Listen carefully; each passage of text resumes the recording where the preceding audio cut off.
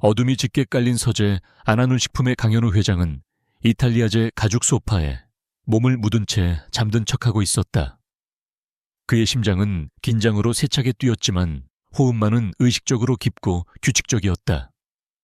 칠흑 같은 어둠 속에서 그의 감각은 칼날처럼 예리하게 벼려져 있었다. 서재는 그의 왕국이자 요새였다. 한쪽 벽을 가득 채운 거대한 책장에는 고소의 묵은 향기와 최신 경영 서적의 빳빳한 종이 냄새가 섞여 있었다. 그의 책상 위 은은한 스탠드 조명 아래에는 아버지 강 회장에게 물려받은 유품인 몽블랑 만년필이 놓여 있었다. 단순한 필기구가 아니었다. 그것은 가문의 역사이자 신뢰의 상징이었다. 그리고 오늘 그것은 시험대 위에 올려진 미끼였다. 모든 것은 아내 박지영의 속삭임에서 시작되었다. 여보, 새로운 이 여사, 어딘가 좀 의심스럽지 않아요? 자꾸 자잘한 물건들이 눈에 안 보여서요. 처음엔 흘려들었다. 하지만 며칠에 걸쳐 교묘하게 반복되는 아내의 말은 그의 마음에 미세한 균열을 만들었다. 그는 사람을 쉽게 믿지 않았지만 더는 아내의 불안을 외면할 수 없었다. 그래서 오늘 그는 직접 확인하기로 했다. 새로운 가사 도우미 이미정이라는 여자의 진짜 모습을. 그때였다. 서재 밖 복도에서 조심스러운 발소리가 들려왔다. 현우는 숨을 죽였다. 끼익 소리를 내며 서재 문이 아주 천천히 열렸다. 심장이 발소리에 맞춰 쿵쿵 울렸다. 그날 아침 이미정은 평소보다 더 일찍 눈을 떴다. 낡은 다세대 주택의 반지하 방 안으로 희미한 여명이 스며들고 있었다.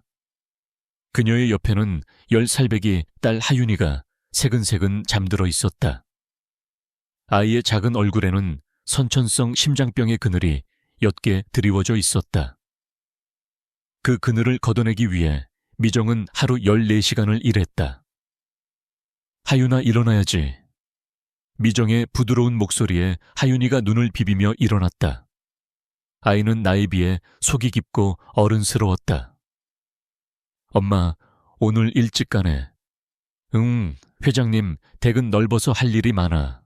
미정은 강현우 회장의 저택에서 일한 지 이제 한 달이 되어갔다. 높은 보수는 하윤이의 수술비를 마련할 유일한 희망이었지만 그 집의 차가운 공기는 늘 그녀를 주눅 들게 했다. 막 출근 준비를 마쳤을 때 전화벨이 울렸다.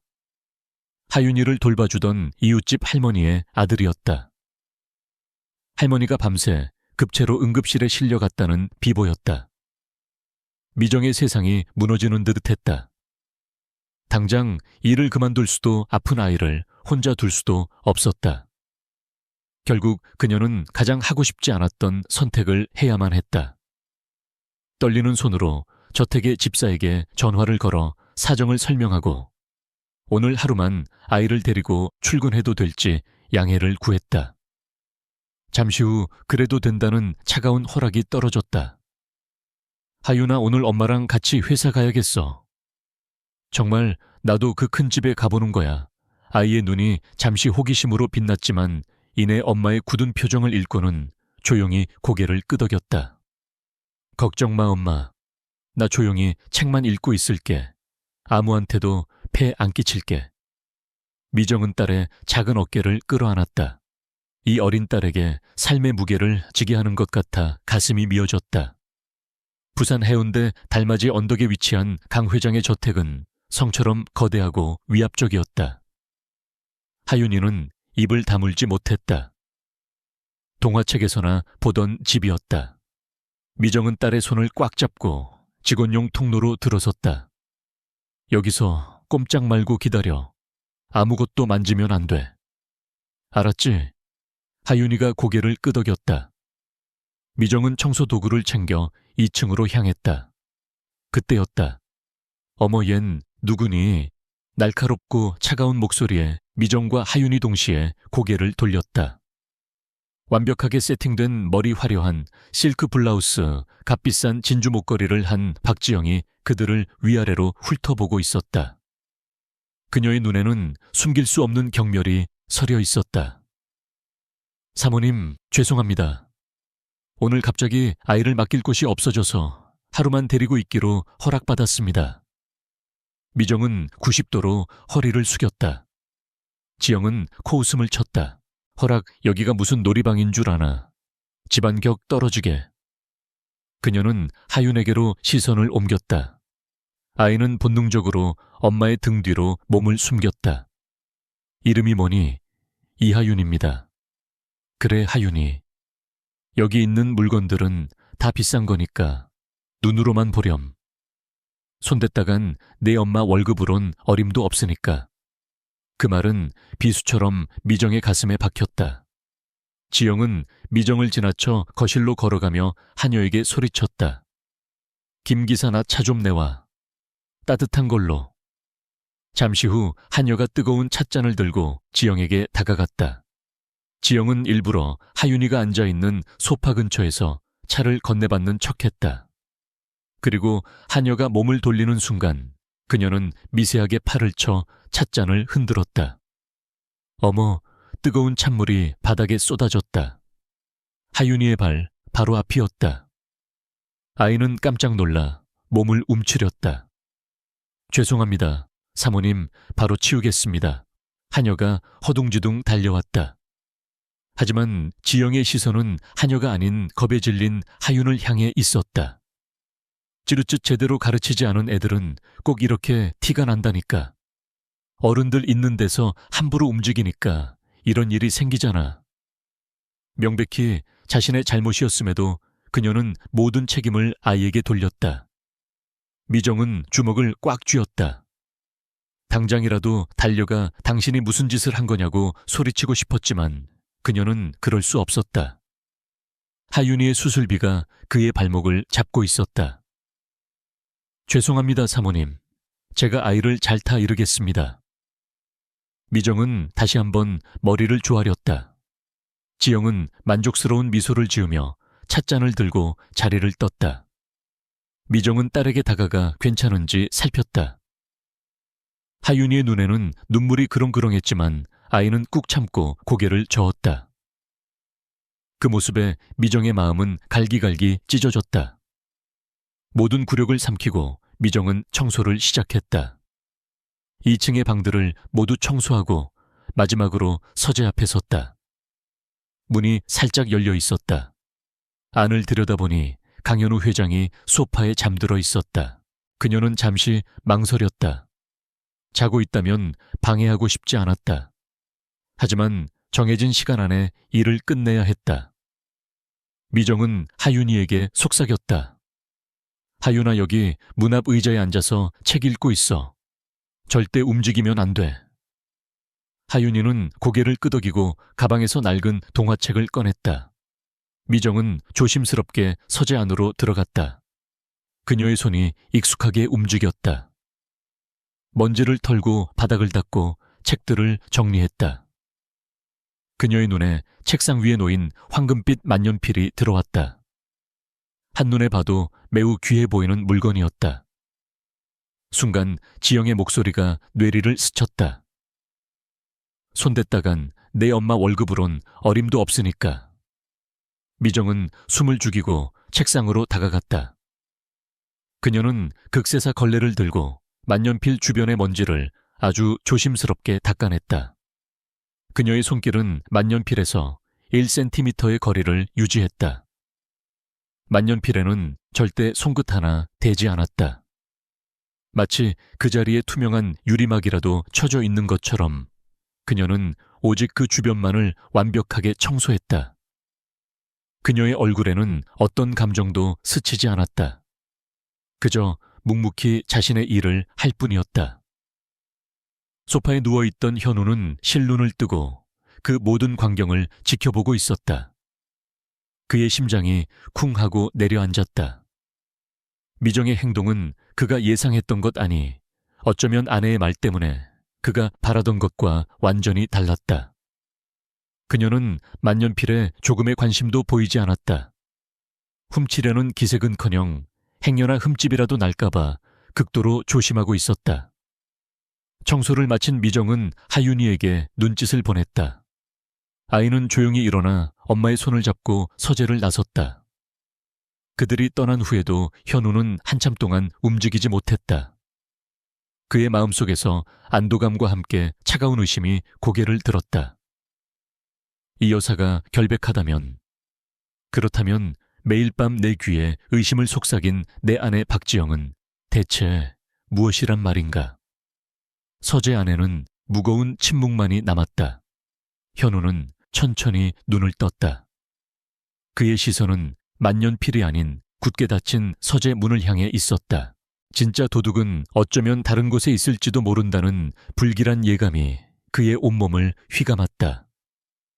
박지영의 마음속 깊은 곳에는 결코 채워지지 않는 구멍이 있었다. 그것은 열등감이라는 이름의 차가운 심연이었다. 모든 것은 1년 전 이 집의 안주인이자 한울식품의 살아있는 전설인 시어머니 김순자 여사와의 저녁 식사 자리에서 시작되었다. 그날의 기억은 어제 일처럼 생생했다.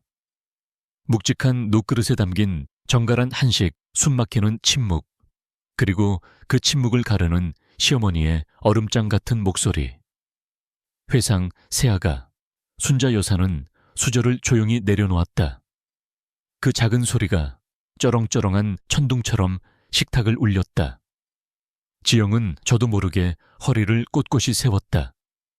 내 어머님, 네가 이 집에 들어온 지 벌써 3년이다. 현우 나이가 40을 넘었고 우리 한울의 대를 이을 아기 소식은 언제쯤 들을 수 있는 개냐. 지영의 얼굴에서 핏기가 가셨다. 아이 문제, 그것은 그녀의 가장 아픈 상처이자 이 집에서 그녀의 입지를 위태롭게 하는 가장 큰 약점이었다. 죄송합니다, 어머님. 저희도 노력하고 있습니다만. 노력, 순자 여사는 코웃음을 쳤다. 나는 네 나이에 벌써 현우를 낳아 가문을 빛냈다. 너는 한울의 안주인으로서 마땅히 해야 할 도리조차 못하고 있어. 하긴 근본 없는 집안에서 뭘 보고 배웠겠느냐마는. 근본 없는 집안. 그 말은 독화살처럼 지영의 심장에 박혔다. 평범한 중산층 가정에서 자란 그녀는 재벌가 며느리가 되기 위해 모든 것을 버렸다. 하지만 시어머니에게 그녀는 여전히 격 떨어지는 며느리일 뿐이었다. 현재 그날 이후 지영의 불안은 독버섯처럼 자라났다. 남편 현우의 사랑을 독차지하고 이 집에서 자신의 자리를 굳건히 지켜야 한다는 강박이 그녀를 괴물로 만들고 있었다. 그리고 그 불안의 화살은 가장 만만한 상대 새로 들어온 가사도우미 이미정에게로 향했다. 그날 저녁 서재에서 돌아온 현우에게 지영은 조심스럽게 말을 꺼냈다. 그녀는 막 샤워를 마친 듯 은은한 향수를 뿌리고 값비싼 실크 가운을 입고 있었다. 여보, 드릴 말씀이 있는데 혹시 기분 나쁘게 듣지 말아요. 현우는 넥타이를 풀며 무심하게 대답했다. 무슨 일인데? 아니에요, 별일은 그냥 제 실크 스카프 하나가 안 보여서요. 분명히 화장대 위에 뒀는데 요즘 들어 자꾸 자잘한 물건들이 제자리에 없네요. 그녀는 이미정의 이자도 꺼내지 않았다.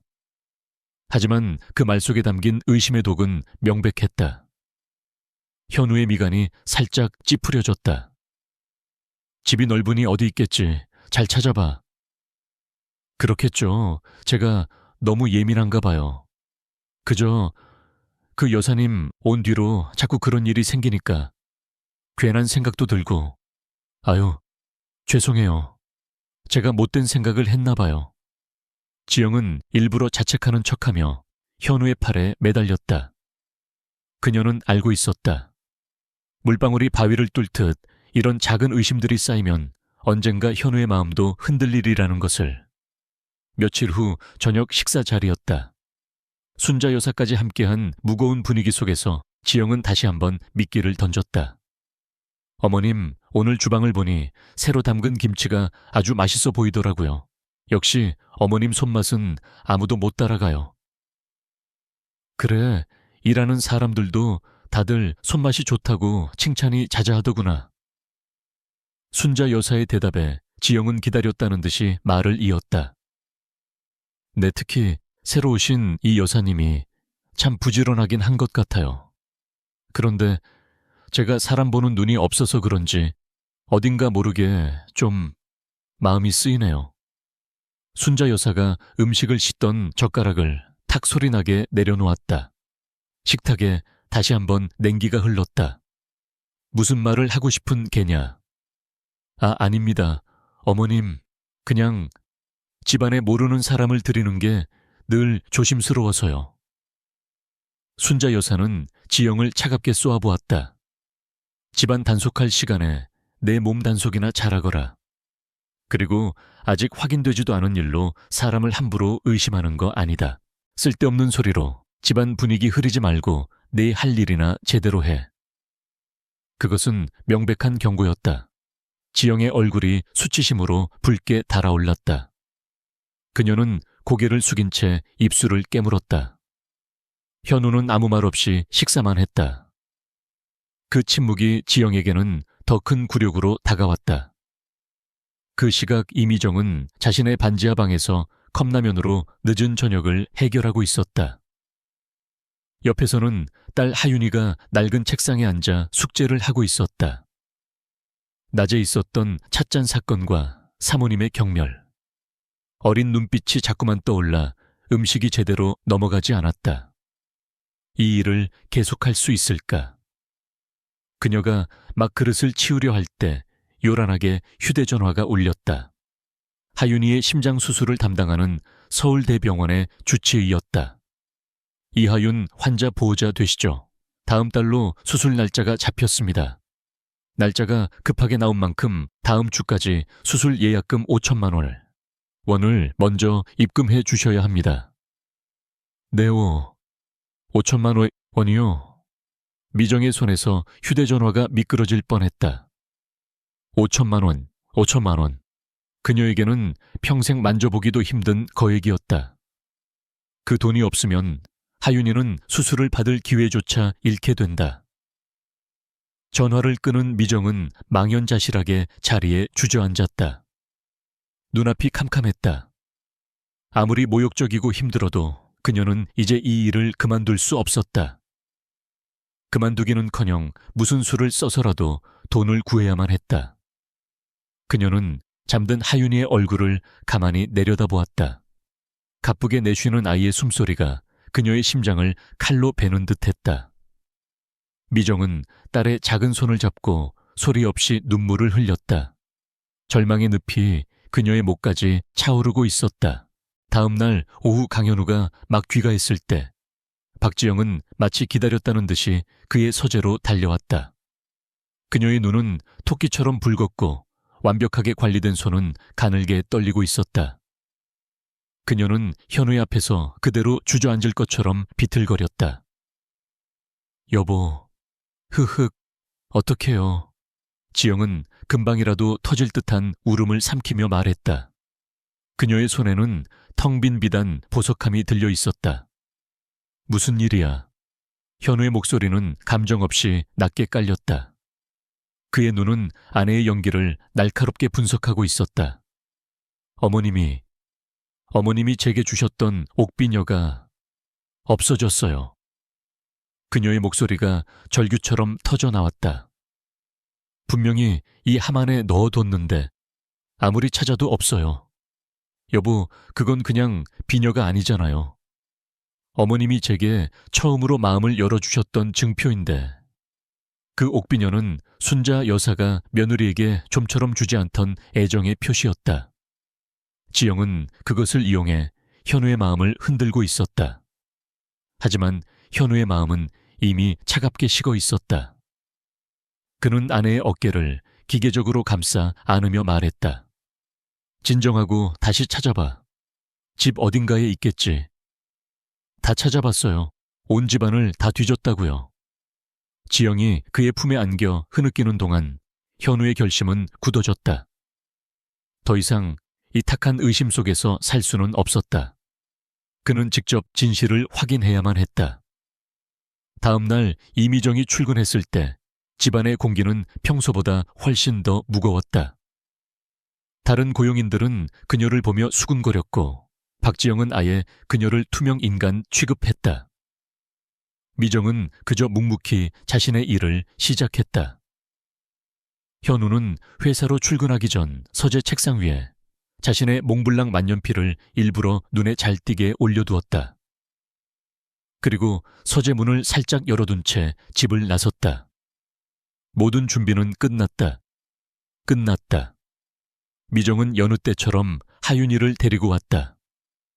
병원에선 계속해서 수술 예약금을 독촉했고 그녀의 어깨는 청은망은 무거웠다. 하윤아 엄마, 2층 청소하고 올게. 여기 복도 끝 의자에 앉아서 기다릴 수 있지. 응 엄마, 걱정 마. 하윤이는 익숙하게 자리를 잡고 스케치북을 펼쳤다. 복도는 길고 조용했다. 아이는 창밖으로 보이는 정원의 풍경을 조용히 그리기 시작했다. 얼마쯤 지났을까? 근처 응접실 문이 살짝 열려 있었고 그 안에서 박지영의 목소리가 들려왔다. 하윤이는 그림에 집중하려 했지만 자꾸만 새어나오는 목소리에 귀를 기울이게 되었다. 사모님은 누군가와 통화하고 있었다. 처음에는 나긋나긋하던 그녀의 목소리가 점점 교활하고 날카롭게 변해갔다.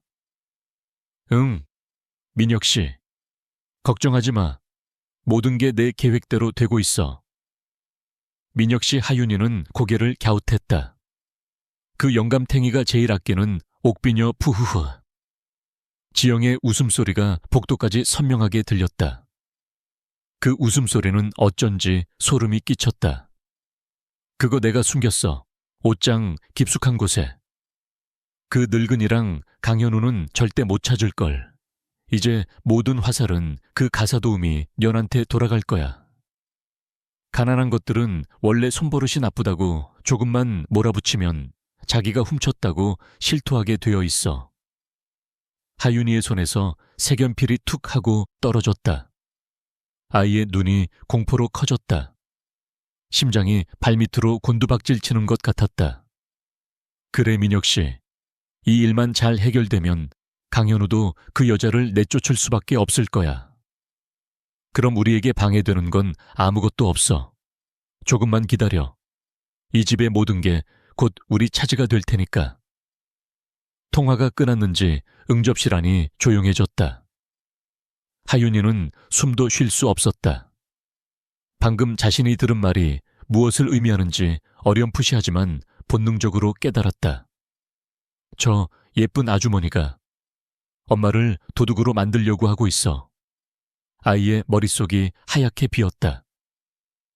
스케치북도 색연필도 눈에 들어오지 않았다. 머릿속에는 오직 하나의 생각뿐이었다. 엄마에게 알려야 해. 하윤이는 의자에서 조용히 내려왔다. 겁에 질려 다리가 후들거렸지만 아이는 벽을 짚으며 필사적으로 움직였다. 그리고 엄마가 청소하고 있을 2층 끝방을 향해 비틀거리며 달리기 시작했다. 아이의 얼굴은 종이처럼 하얗게 질려 있었다. 하윤이는 2층 복도 끝, 엄마가 청소하던 손님용 침실 문을 세차게 열어젖혔다. 아이의 가쁜 숨소리가 정적을 갈랐다. 엄마 빨리.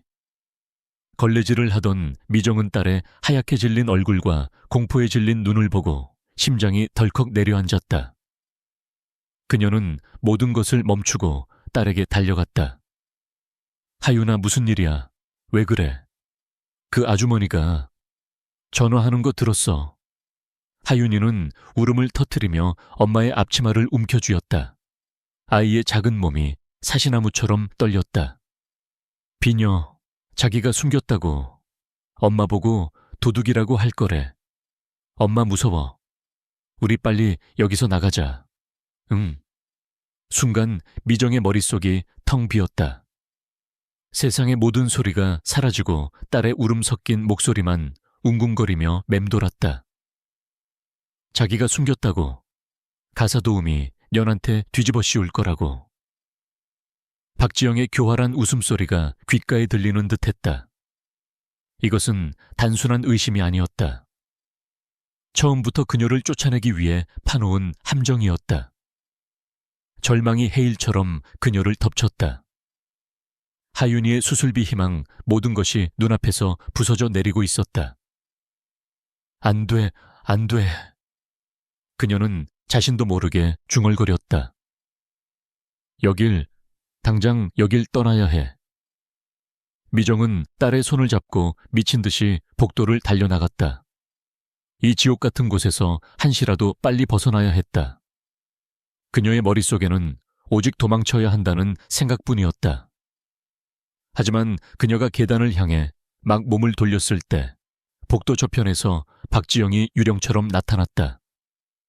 그녀는 팔짱을 낀 채 비웃음 가득한 얼굴로 그들을 막아섰다. 어딜 그렇게 급하게 가시나. 지영의 목소리는 꿀처럼 달았지만 그 안에는 독이 서려 있었다.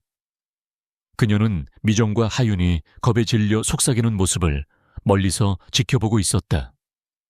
직감적으로 무언가 잘못되었음을 느낀 것이다. 사사모님, 저희는 이제 그만 뭘 그만둬. 지영은 그들에게 천천히 다가왔다. 하이힐 소리가 대리석 복도에 또각또각 위협적으로 울렸다. 내가 아직 할 말이 안 끝났는데 따라와. 지영은 미정의 팔을 거칠게 잡아 끌었다. 그 악력은 엄청났다. 사모님, 왜 이러십니까? 시끄러워. 도둑년 주제에 말이 많아. 지영은 미정을 질질 끌다시피 하며 1층 주방으로 향했다. 하윤이는 울면서 그 뒤를 따랐다. 엄마. 거대한 스테인리스 스틸로 꾸며진 차가운 주방. 지영은 미정을 냉장고 앞으로 거칠게 밀쳤다. 미정은 균형을 잃고 벽에 부딪혔다. 네가 감히 내 뒤에서 무슨 작당을 했는지 모르겠지만 어차피 넌 끝났어. 지영의 눈이 증오로 번들거렸다. 더러운 손으로 어딜 만졌을지 어떻게 알아. 내 딸년도 너랑 똑같이 도둑질이나 배우겠지. 우리 하윤이한테 그런 말 하지 마세요. 처음으로 미정이 소리쳤다. 딸을 모욕하는 말은 참을 수 없었다. 하지만 그 반항은 지영의 분노에 기름을 부었을 뿐이었다. 어쭈, 이것 봐라. 주제도 모르고 대들어. 지영은 주방 조리대 위에 있던 커다란 유리 그릇을 집어들었다. 그 안에는 막 담가 시원하게 익은 백김치가 가득했다. 그녀는 망설임 없이 그 그릇을 들어 미정의 얼굴을 향해 그대로 부어버렸다. 촥!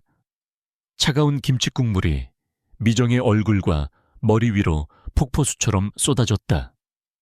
시큼하고 차가운 액체가 그녀의 눈과 코 입으로 흘러 들어갔다. 하얀 배추 잎사귀 몇 개가 굴욕적으로 그녀의 뺨에 달라붙었다.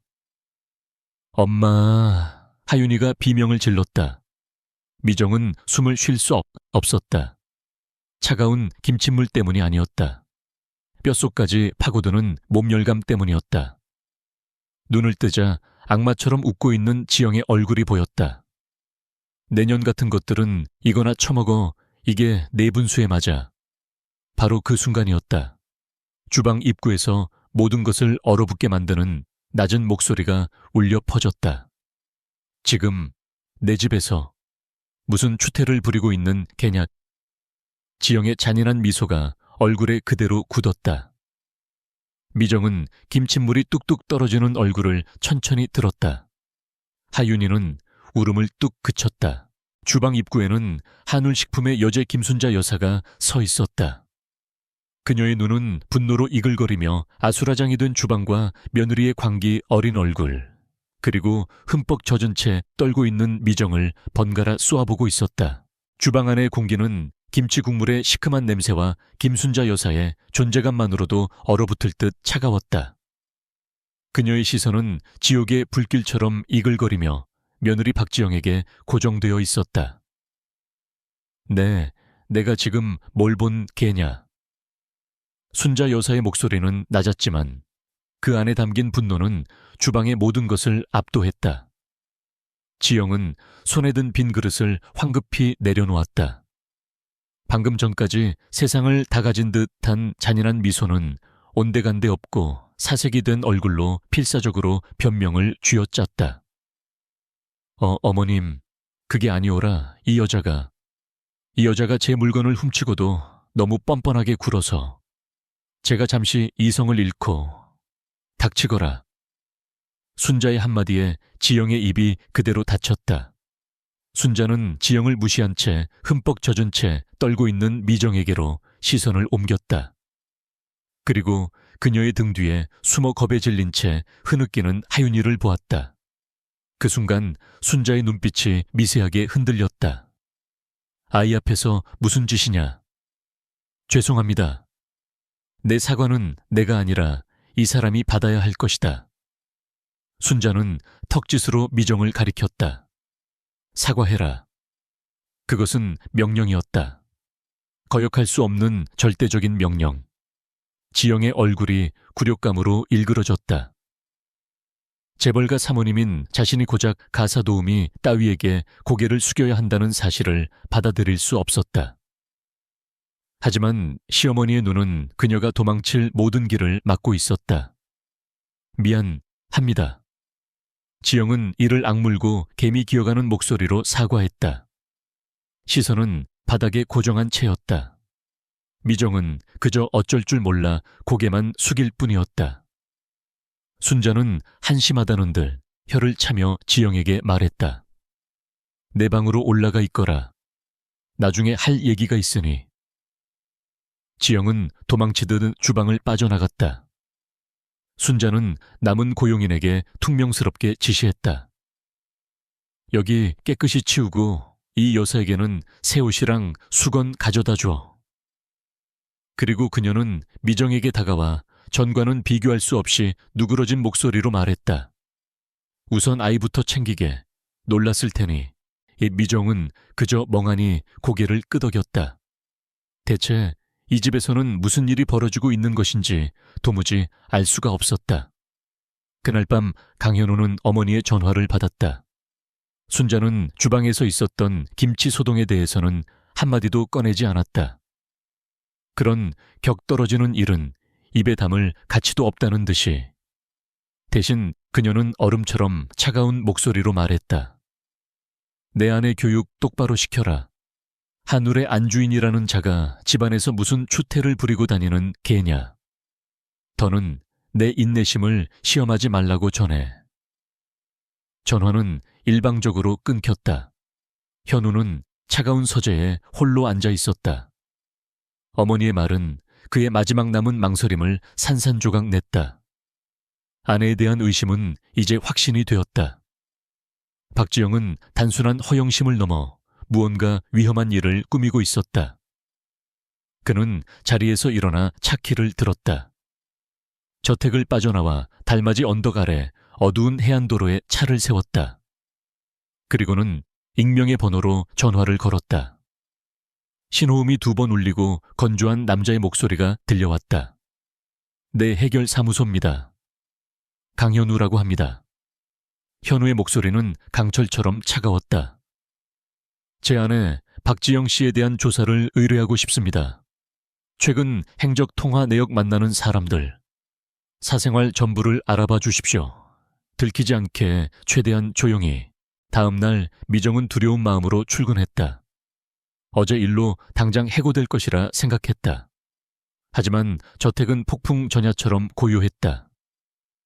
박지영은 아예 방에서 나오지도 않았다. 오후가 되었을 때 집사가 그녀를 찾아왔다. 이 여사님 회장님 어머님께서 서재에서 뵙자고 하십니다. 미정의 심장이 쿵 내려앉았다. 올 것이 왔구나. 그녀는 떨리는 발걸음으로 순자의 개인 서재로 향했다. 고풍스러운 가구와 묵향이 가득한 방 그 중심에 순자가 앉아 있었다. 앉거라. 미정은 고개를 숙인 채 의자 끝에 겨우 엉덩이를 걸쳤다. 순자는 찻잔을 내려놓으며 본론으로 들어갔다. 내 딸 아프다고 들었다. 네. 심장병이라지 수술해야 한다고. 미정은 너무 놀라 아무 말도 할 수 없었다. 순자는 어떻게 그 사실을 알고 있는 걸까? 수술비는 마련했느냐? 미정의 눈시울이 붉어졌다. 그녀는 고개를 가로저었다. 순자는 말없이 서랍을 열어 두툼한 흰 봉투를 꺼내 책상 위에 올려놓았다. 이게 무슨 월급 가불이다. 순자의 목소리는 여전히 무뚝뚝했지만 그 안에는 이전에는 없던 미묘한 온기가 섞여 있었다. 빚이라고 생각하든 가불이라고 생각하든 마음대로 해라. 대신 조건이 있다. 내 어머님, 무슨 조건이든 이 집에서 일어나는 일, 특히 내 사모님에 관한 일은 무엇이든 내게 직접 보고해라. 사소한 것이라도 좋다. 순자는 미정을 똑바로 쳐다보았다. 나는 내 집안이 더러워지는 것을 용납 못한다. 알겠느냐? 미정은 봉투를 내려다보았다. 그 안에는 딸의 생명이 들어있었다. 그녀는 더 이상 선택의 여지가 없었다. 그녀는 자기도 모르게 순자라는 거대한 권력의 편에 서게 된 것이다. 내 명심하겠습니다, 어머님. 그녀의 눈에서 뜨거운 눈물이 툭 하고 떨어졌다. 그날 밤 현우는 자신의 서재에서 초조하게 휴대전화를 들여다보고 있었다. 늦은 시간 마침내 화면에 짧은 진동이 울렸다. 리딩. 보안 메신저 앱으로 메시지 한 통이 도착했다. 의뢰했던 탐정사무소였다. 현우는 마른 침을 삼키며 메시지를 열었다. 첨부된 사진 파일이 천천히 로딩되었다. 사진 속 한 고급 호텔 라운지에서 박지영이 환하게 웃고 있었다. 그리고 그녀의 맞은편에는 낯선 남자가 앉아 있었다. 그게 다가 아니었다. 지영은 그 남자의 손을 다정하게 잡고 있었다. 현우의 얼굴이 순식간에 얼음처럼 굳었다. 그의 손에서 휴대전화가 부서질 듯한 소리를 냈다. 배신의 증거는 생각보다 훨씬 빨리, 그리고 훨씬 더 선명하게 그의 눈앞에 나타났다. 차가운 스마트폰 화면이 강현우의 얼굴을 푸르게 비추고 있었다. 사진 속 박지영은 낯선 남자와 손을 맞잡고 환하게 웃고 있었다. 그 남자의 얼굴. 어디선가 본 듯한 기시감이 현우의 뇌리를 스쳤다. 그는 기억의 파편들을 필사적으로 헤집었다. 그리고 마침내 기억의 한 조각이 날카롭게 떠올랐다. 최민혁, 몇 년 전 금융투자 사기 사건으로 언론에 이름이 오르내렸던 전문 사기꾼. 당시 현우의 회사는 그가 벌인 사기극의 피해 기업 중 하나가 될 뻔했다. 교묘한 수법 부유층을 노리는 대담함. 현우는 그의 얼굴을 똑똑히 기억하고 있었다. 순간 현우의 온몸에서 피가 빠져나가는 듯한 냉기가 흘렀다. 이것은 단순한 외도가 아니었다. 처음부터 철저하게 계획된 접근. 아내 박지영은 외로운 유부녀가 아니라 전문 사기꾼의 공범이었던 것이다. 그가 쌓아올린 모든 것, 그의 회사, 그의 인생 전체를 노리고 파고든 거머리였다. 후. 그의 입에서 거친 숨이 터져나왔다. 슬픔이나 분노를 넘어선 차가운 사리가 그의 심장을 휘감았다. 그는 더 이상 상처 입은 남편이 아니었다. 그는 자신의 왕국을 지켜야 하는 왕이었다. 다음 날 현우는 탐정과 은밀히 만났다. 장소는 인적이 드문 인사동의 한 찻집이었다. 탐정은 말없이 서류 봉투를 건넸다. 박지영 씨의 개인 계좌에서 지난 3개월간 총 2억 원이 현금으로 인출되었습니다. 모두 5만 원권으로요. 자금 추적을 피하려는 전형적인 수법입니다. 현우는 서류를 넘겼다. 날짜와 금액이 정확히 찍혀 있었다. 2억. 그 돈은 모두 최민혁에게 흘러 들어갔을 것이다. 최민혁 본명 최민준. 사기 및 공문서 위조정과 산범. 현재는 무직 상태지만 강남의 고급 오피스텔에 거주하며 고가의 외제차를 몰고 다닙니다. 모든 자금 출처가 불분명합니다. 탐정은 담담하게 사실을 나열했다. 두 사람은 일주일에 서너 번 주로 호텔 스위트룸에서 만나고 있습니다. 저희가 파악한 바에 따르면 그들의 최종 목표는 강 회장님의 한울식품 지분을 빼앗는 것입니다. 역시나 현우의 입가에 냉소가 어렸다. 옥비녀 소동도 가사도우미를 향한 의심도 모두 이 거대한 계획의 일부였던 것이다. 알겠습니다. 계속 감시해 주십시오. 이제부터는 그들의 대화 내용까지 필요합니다. 비용이 추가될 겁니다. 상관없습니다. 돈은 얼마든지 쓰십시오. 쥐새끼 한 마리 놓치지 말고 그들이 나누는 모든 대화를 녹음해 오세요. 현우의 눈빛은 살얼음판처럼 차가웠다. 그는 이제 사냥을 준비하는 사냥꾼이었다. 그날 저녁 지영은 현우에게 평소보다 훨씬 더 살갑게 굴었다. 그녀는 직접 만든 과일 접시를 들고 그의 서재로 찾아왔다. 여보, 요즘 회사 일로 힘드시죠? 잠시 쉬면서 드세요. 그녀의 목소리는 꿀처럼 달콤했다. 현우는 아무것도 모른다는 듯 서류에서 눈을 떼지 않은 채 무심하게 대답했다. 거기도. 지영은 그의 옆에 다가와 어깨를 부드럽게 주물렀다. 사실 드릴 말씀이 있어요. 뭔데?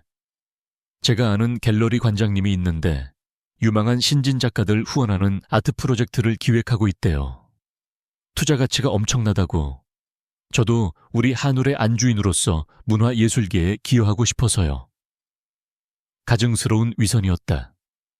현우는 속으로 치밀어 오르는 역겨움을 눌렀다. 그는 천천히 고개를 들어 지영을 바라보았다. 그의 눈은 깊이를 알 수 없는 심연처럼 고요했다. 그래서 투자금이 필요한가? 네, 물론 여보의 허락이 필요하죠. 지영의 얼굴에 화색이 돌았다. 미끼를 물었다고 생각하는 것이다. 한 5억 정도면 될 것 같아요. 현우는 잠시 아무 말도 하지 않았다. 그 짧은 침묵에 지영은 순간 긴장했다. 알았어. 마침내 현우가 입을 열었다. 내일 비서통에 처리해주지. 좋은 일에 쓰는 거라니. 정말요, 고마워요, 여보. 지영은 기쁨을 감추지 못하고 현우의 뺨에 입을 맞췄다. 그녀는 자신의 계획이 완벽하게 성공했다고 확신하며 콧노래를 부르며 서재를 나갔다. 그녀가 나가자마자 현우의 얼굴에서 모든 표정이 사라졌다. 그는 혐오스러운 것이라도 묻은 듯 그녀가 입 맞췄던 뺨을 거칠게 닦아냈다. 바로 그때 그의 스마트폰이 짧게 진동했다.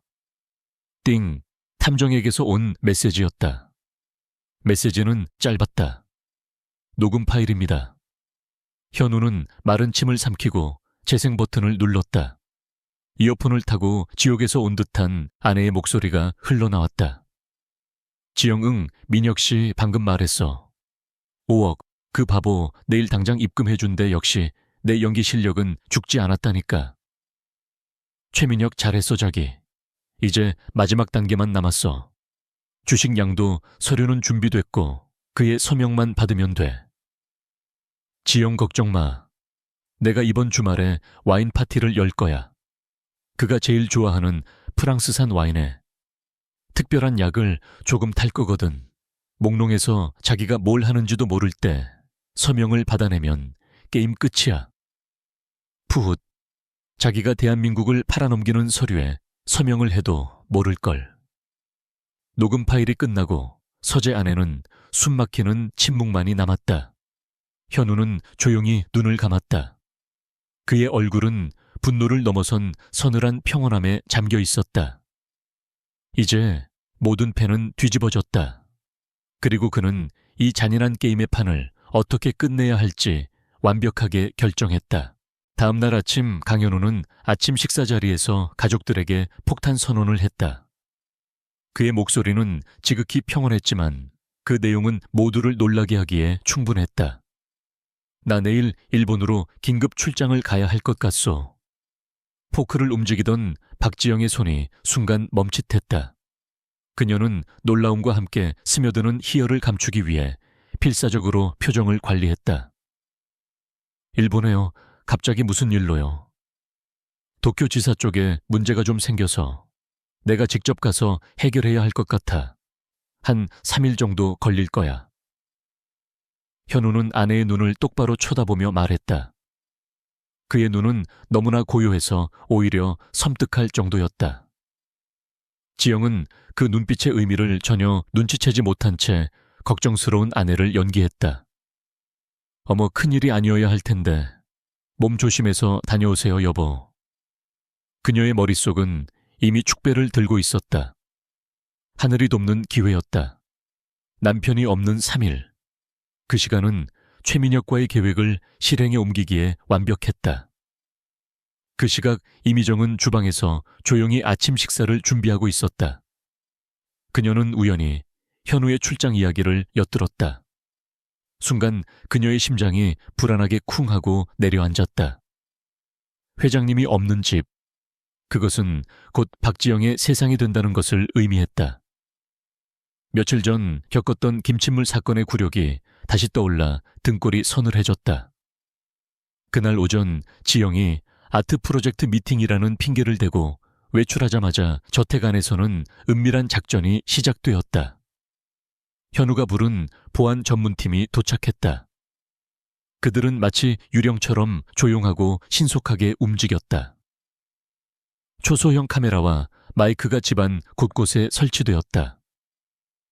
현우의 서재, 책장 틈새 거실에 값비싼 유화, 액자 뒤, 그리고 지영이 와인 파티를 열겠다고 말했던 응접실의 샹들리에 안까지. 모든 것은 육안으로는 절대 발견할 수 없도록 완벽하게 위장되었다.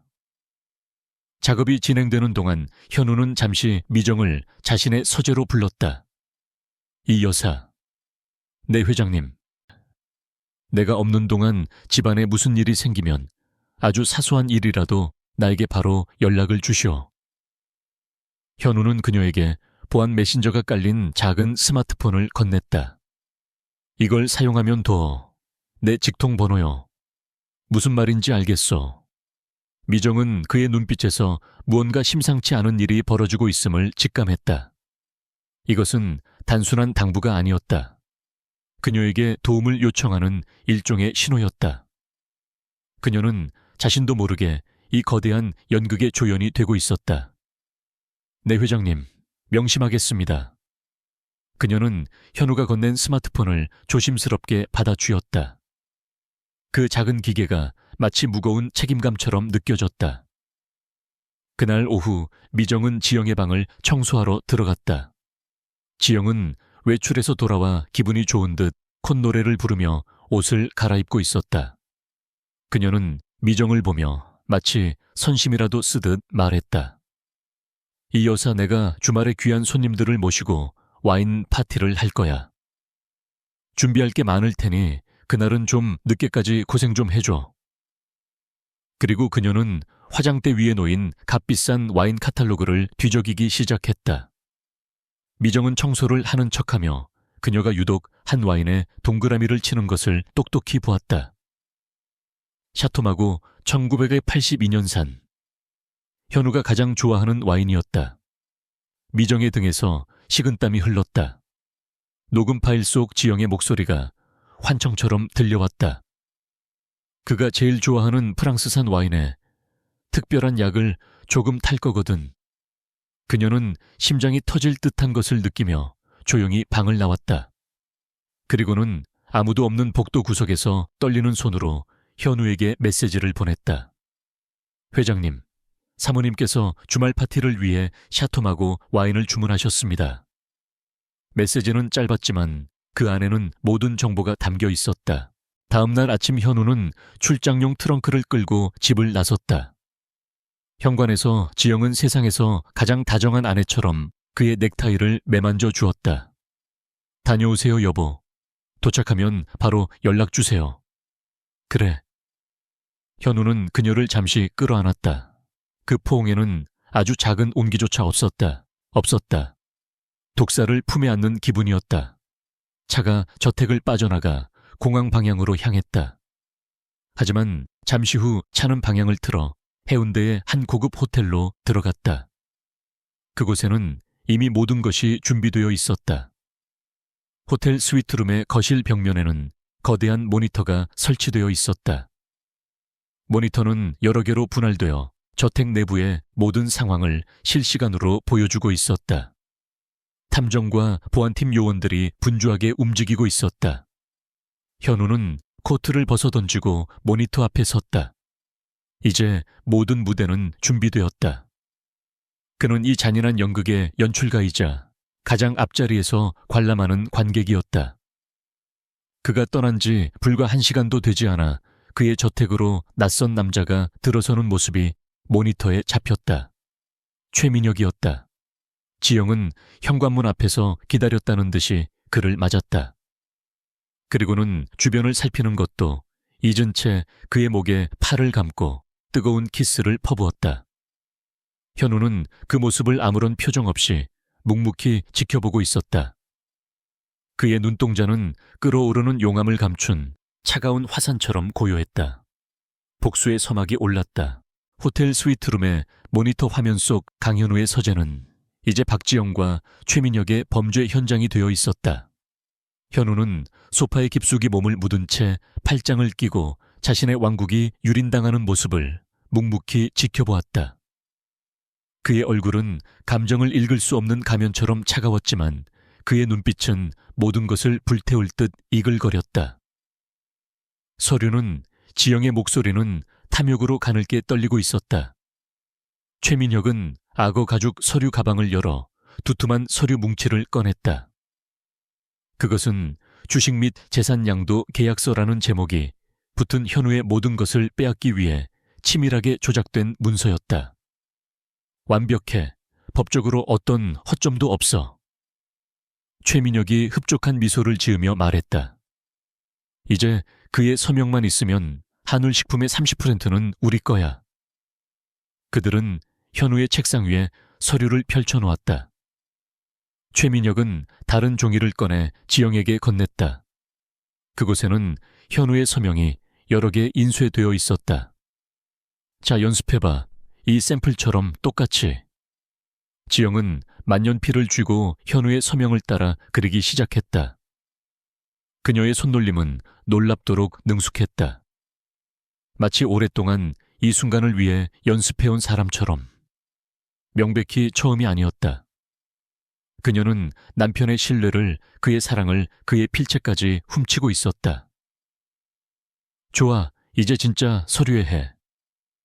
지영은 망설임 없이 위조된 계약서에 서명란에 남편의 이름을 그려 넣었다. 그 순간 그녀의 얼굴에 번지는 승리의 미소를 보며 현우는 조용히 눈을 감았다. 이것이 바로 지난 7년간 그가 사랑했던 여자의 민낯이었다. 이제 끝났다고 지영이 기쁨에 겨워 속삭였다. 아니, 아직 하나 남았지. 최민혁이 그녀를 진정시켰다.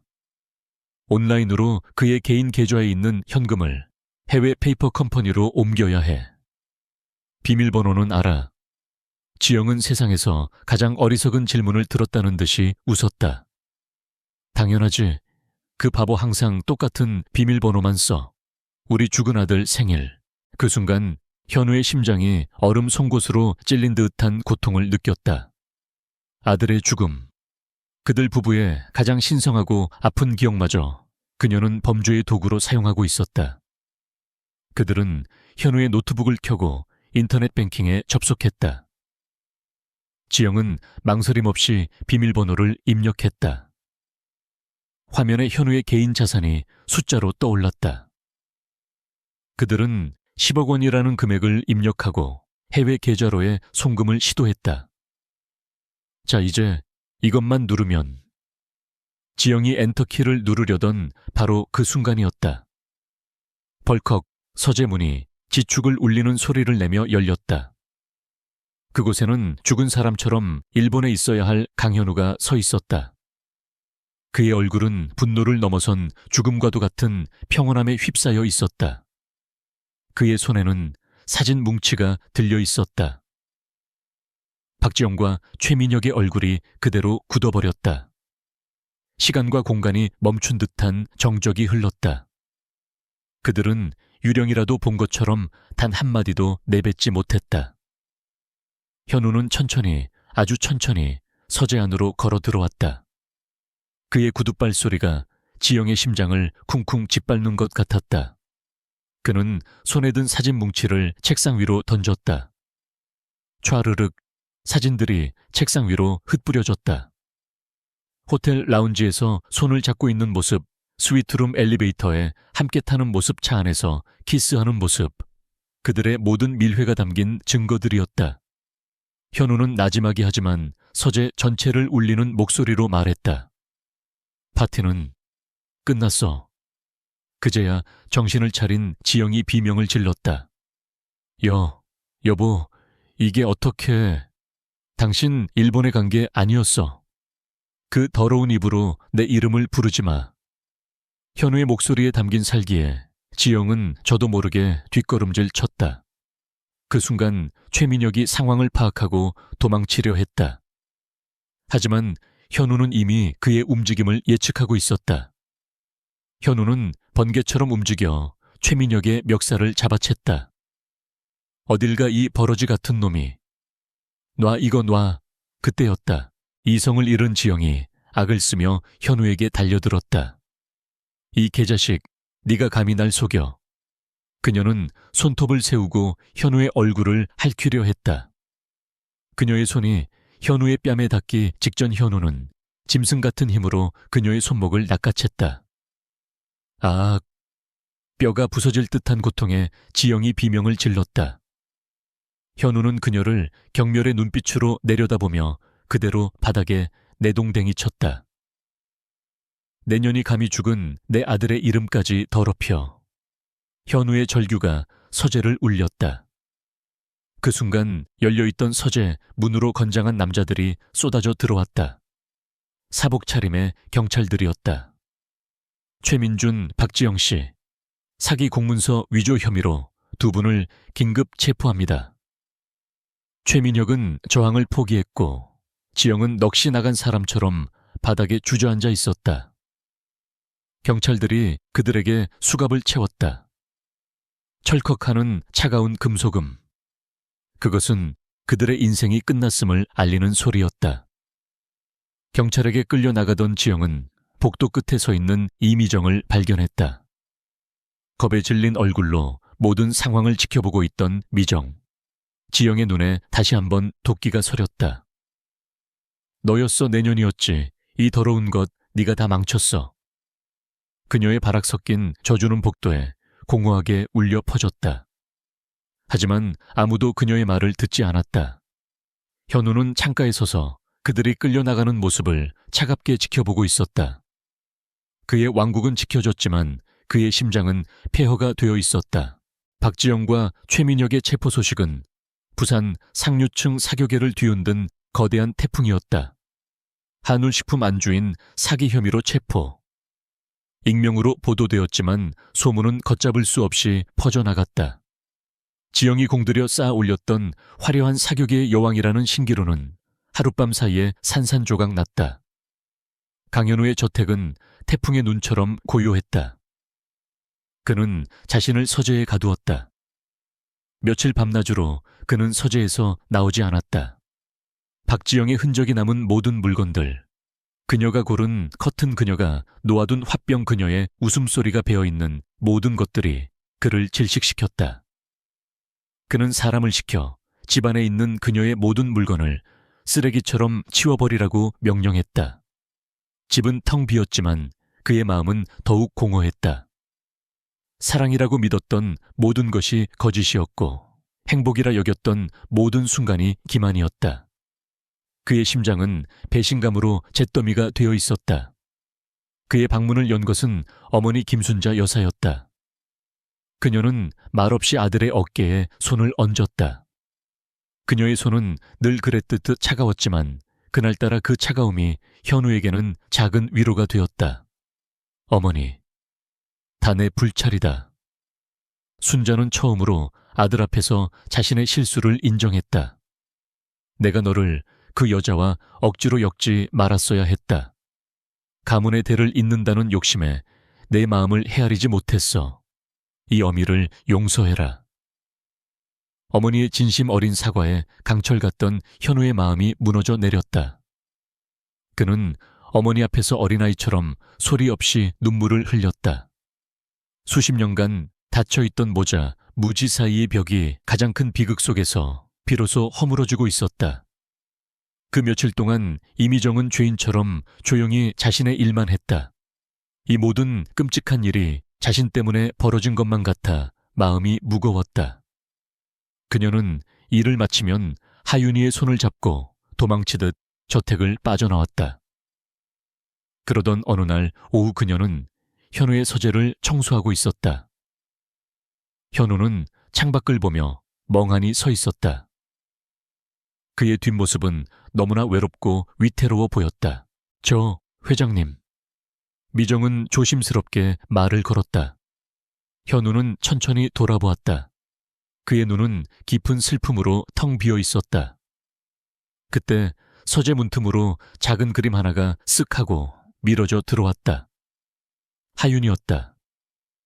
아이는 차마 안으로 들어오지 못하고 자신이 그린 그림만 안으로 밀어넣고는 총총 사라졌다. 현우는 허리를 굽혀 바닥에 떨어진 그림을 집어들었다.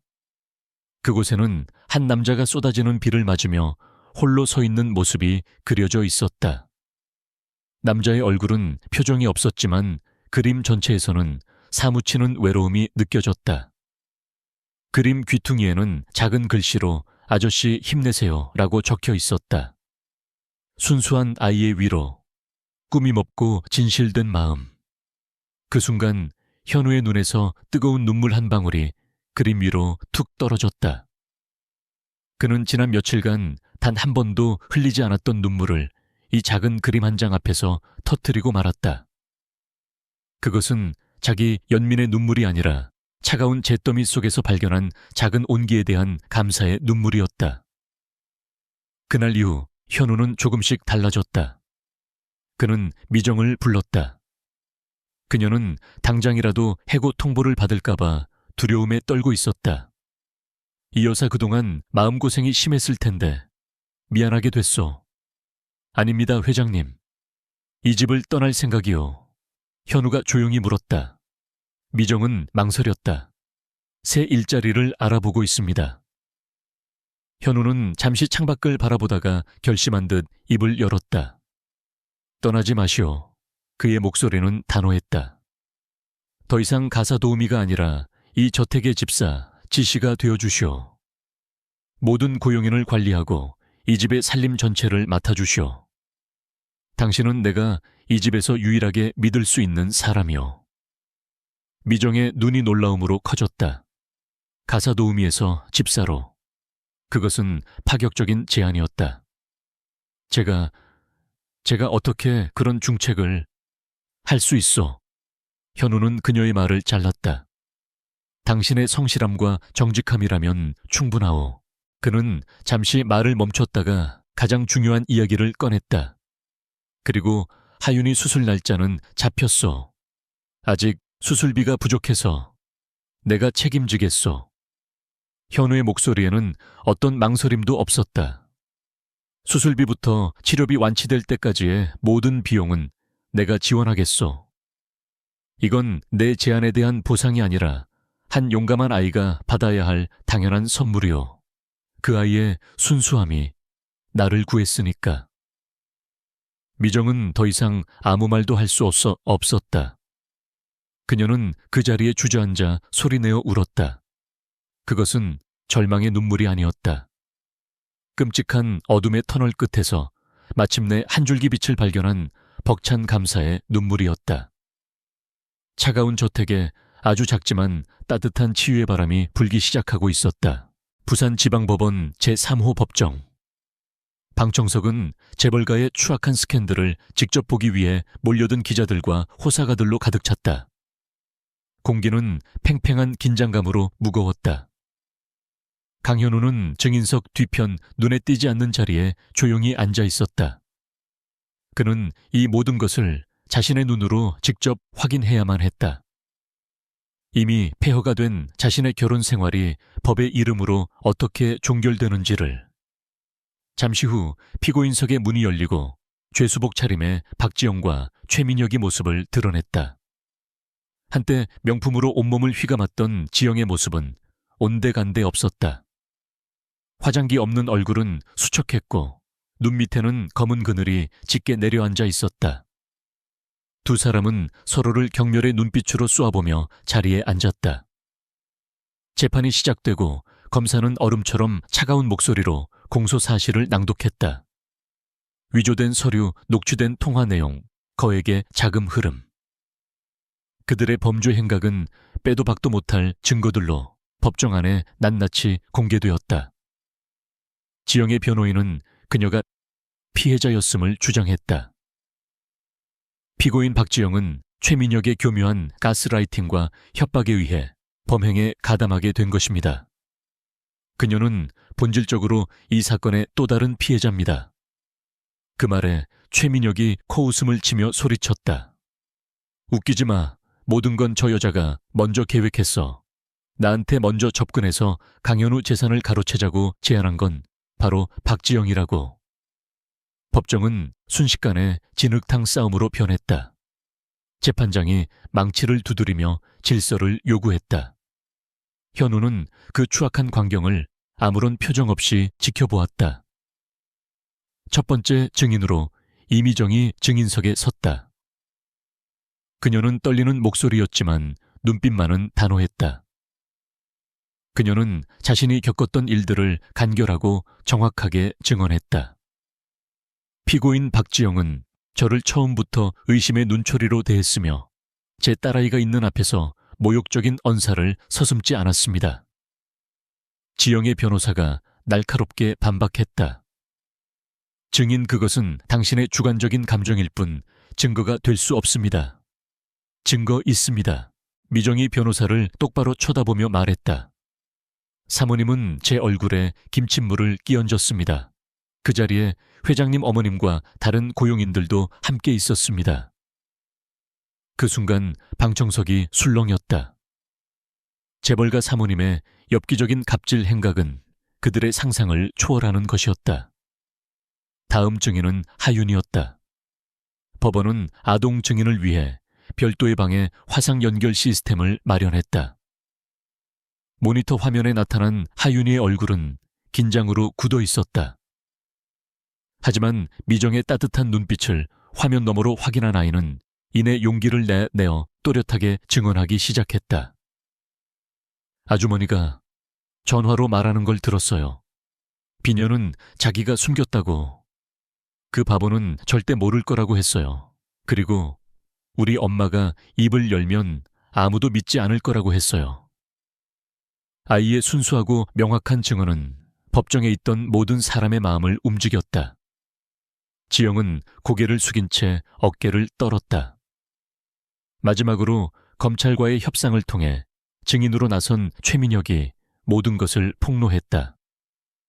그는 지영과의 첫 만남부터 주식량도 계획 와인에 약을 타려 했던 계획까지 모든 것을 상세하게 털어놓았다. 그는 오직 자신의 형량을 줄이기 위해 전 동업자를 지옥으로 밀어 넣고 있었다. 모든 증언이 끝나고 재판장은 지영에게 최후 진술의 기회를 주었다. 지영은 천천히 자리에서 일어났다.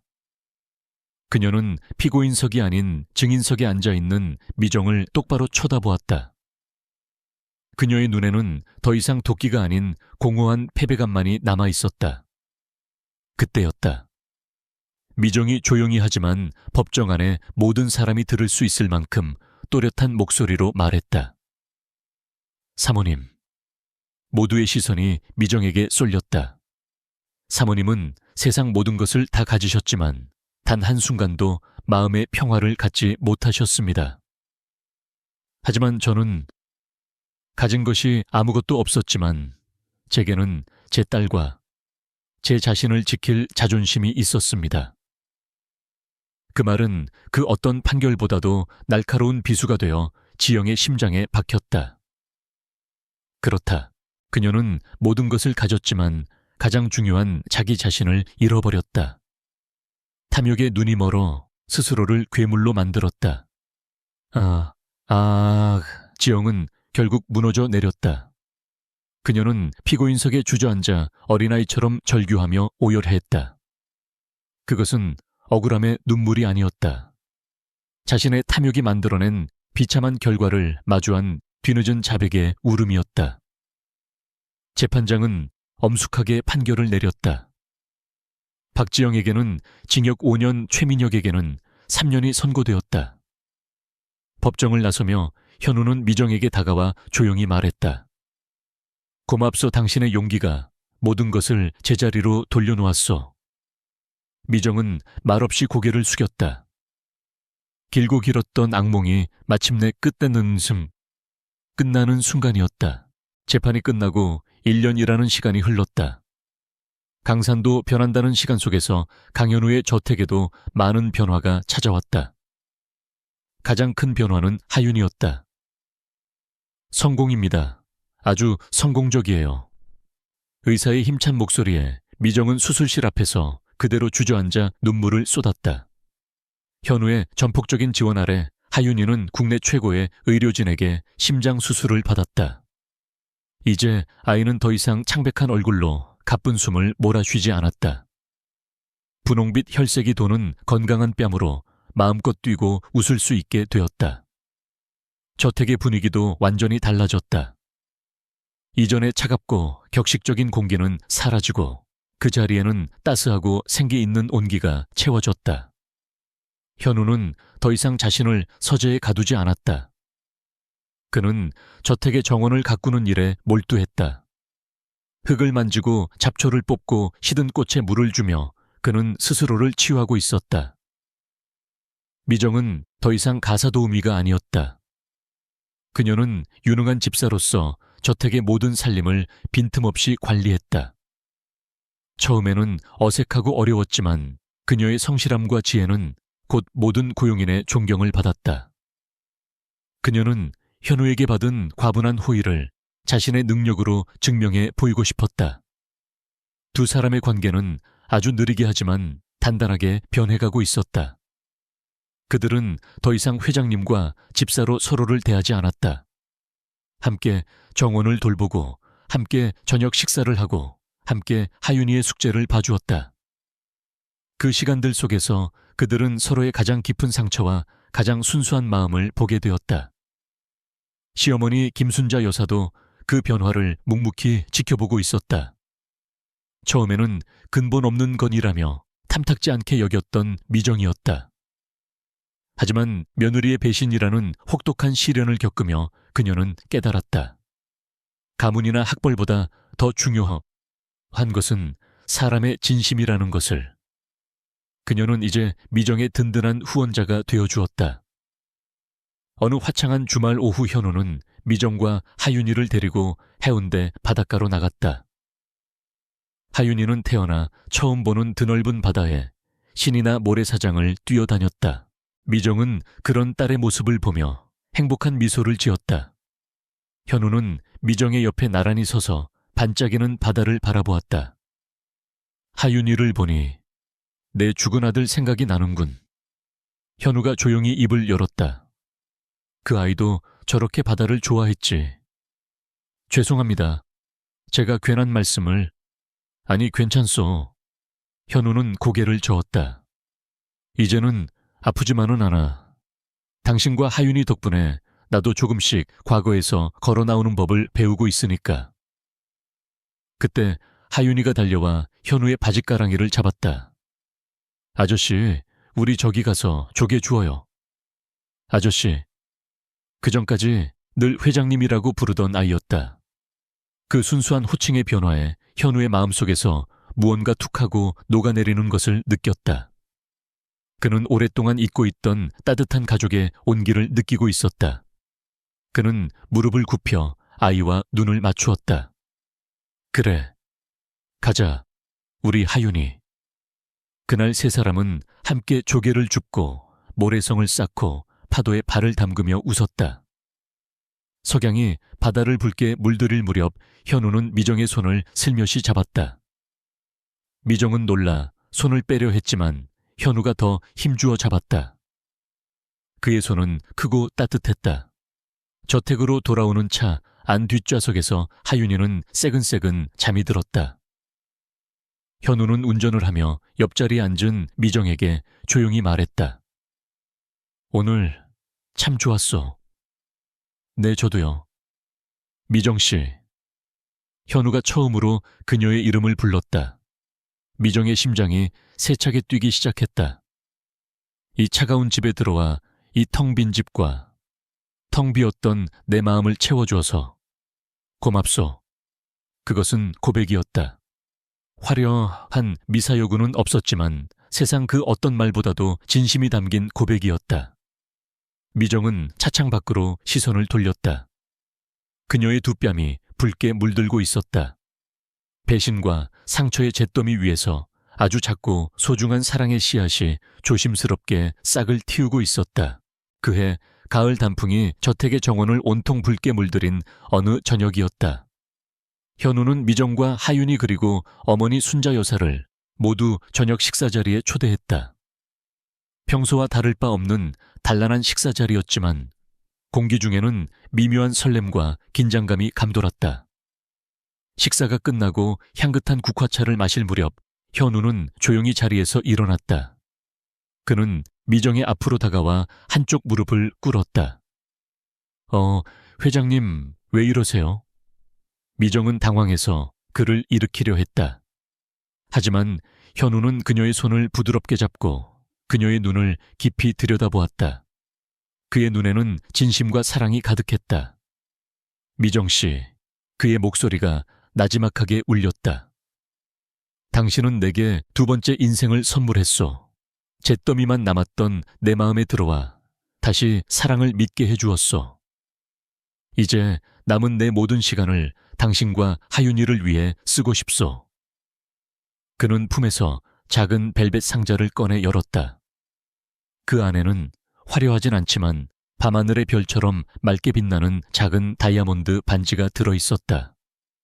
나와 결혼해 주시겠소. 미정의 눈에서 뜨거운 눈물이 뺨을 타고 흘러내렸다. 그녀는 꿈을 꾸고 있는 것만 같았다. 비참한 현실 속에서 하루하루를 버텨내던 그녀에게 이런 행복이 찾아오리라고는 상상조차 하지 못했다.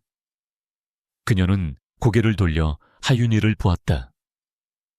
하윤이는 세상에서 가장 행복한 미소를 지으며 엄마를 향해 고개를 끄덕이고 있었다. 순자 여사 역시 온화한 눈빛으로 아들의 청혼을 지켜보고 있었다. 그것은 침묵의 허락이자 축복이었다. 미정은 다시 현우를 바라보았다. 그리고는 떨리는 목소리로 하지만 세상에서 가장 확신에 찬 목소리로 대답했다. 네, 당신과 함께라면 기꺼이. 두 사람의 결혼식은 그 이듬해 벚꽃이 흩날리는 따스한 봄날에 열렸다. 화려한 예식장 대신 그들의 사랑이 시작된 저택의 정원에서였다. 가까운 친지들만 모인 작은 결혼식이었지만 그 어떤 결혼식보다도 사랑과 축복이 가득했다. 순백의 드레스를 입은 하윤이가 화동이 되어 꽃을 뿌렸고 단아한 한복을 입은 미정은 세상에서 가장 아름다운 신부였다. 현우는 턱시도를 입고 그녀의 손을 잡았다. 두 사람은 서로의 눈을 바라보며 영원한 사랑을 맹세했다. 그들의 결혼 소식은 신문을 통해 교도소에 있는 박지영에게도 전해졌다. 그녀는 낡은 신문지에 실린 행복하게 웃고 있는 세 사람의 사진을 보았다. 그녀는 아무런 표정 없이 그저 텅 빈 눈으로 차가운 감방벽을 응시할 뿐이었다. 한때 그녀의 것이었던 모든 것이 이제는 그녀가 가장 경멸했던 여자의 차지가 되어 있었다. 몇 년의 시간이 흘렀다. 저택의 정원에서는 이제 훌쩍 자라 어엿한 중학생이 된 하윤이가 동생의 손을 잡고 뛰어놀고 있었다. 현우와 미정 사이에서 태어난 현우를 꼭 닮은 아들이었다. 현우는 더 이상 차가운 기업가가 아니었다. 그는 회사의 경영 일선에서 한 발 물러나 아내와 아이들과 함께하는 시간을 더 소중히 여겼다. 그는 주말이면 아이들에게 직접 요리를 해주는 자상한 아버지가 되었다. 미정은 단순히 안주인의 자리에만 머무르지 않았다. 그녀는 현우의 지원을 받아 늦깎이 대학생이 되어 사회복지학을 공부했다. 그리고 한울식품재단을 통해 자신처럼 어려운 환경에 처한 한부모 가정을 돕는 일에 앞장섰다. 그녀의 진심 어린 활동은 많은 사람들에게 희망을 주었다. 어느 해 진력 온 가족이 정원 벤치에 앉아 붉게 물드는 노을을 바라보고 있었다. 현우는 아내의 어깨를 감싸 안았고 미정은 그의 어깨에 머리를 기댔다. 하윤이와 어린 아들은 그들의 무릎에 앉아 제잘거리고 있었다. 가끔은 모든 게 꿈만 같아요. 미정이 속삭였다. 꿈이 아니오. 현우가 그녀의 이마에 부드럽게 입을 맞추며 대답했다. 이건 우리가 함께 만들어낸 기적 같은 현실이오. 배신과 상처로 시작되었던 잔인한 이야기는 마침내 사랑과 신뢰, 그리고 용서로 다시 쓰였다. 잿더미 위에서 피어난 그들의 행복은 저녁 노을처럼 따스하고 영원하게 저택의 정원을 가득 채우고 있었다.